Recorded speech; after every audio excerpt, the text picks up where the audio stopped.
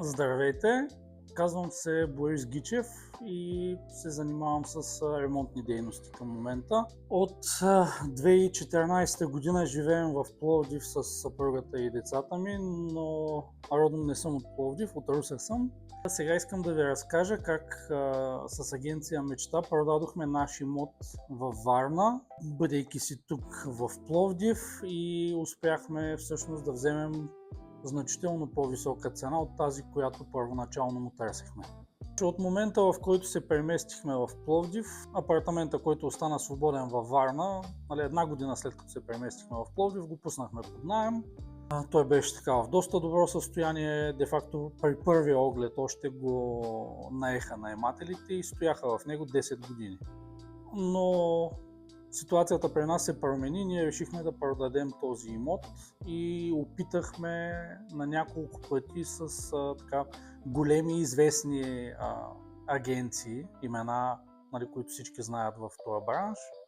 За съжаление неуспешно.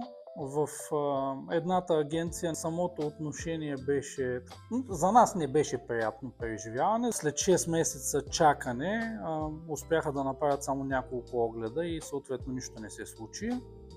След това го предложихме с друга агенция, долу-горе резултатите бяха същите. Идеята за нас беше да го вземе някой с цел инвестиция и с готови наематели и приход от имота и те да си останат там, но това не се случи.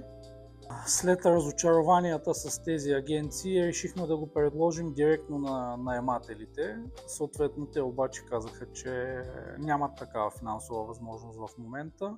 Долу-горе на този етап се свързахме с агенция Мечта, конкретно в случая в лицето на Влади. И така, Влади даде няколко много добри насоки, какво да махнем, какво да оставим, какво да освежим, какво да не пипаме.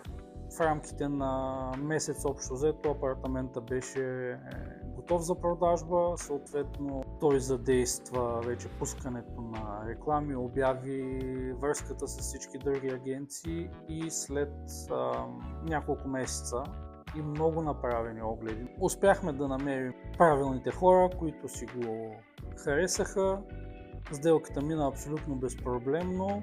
Успяхме да вземем с помощта на агенция Мечта и Влади около 30% по-висока цена от тази, която бяхме обявили. Така че това, което мога аз да кажа е благодаря много. Наистина, тази помощ беше много нужна и навременна. Аз и съпругата ми от тук нататък знаем, че когато има нужда от нещо да се случи в тази сфера, било то покупка или продажба, знаем към кого да се обърнем.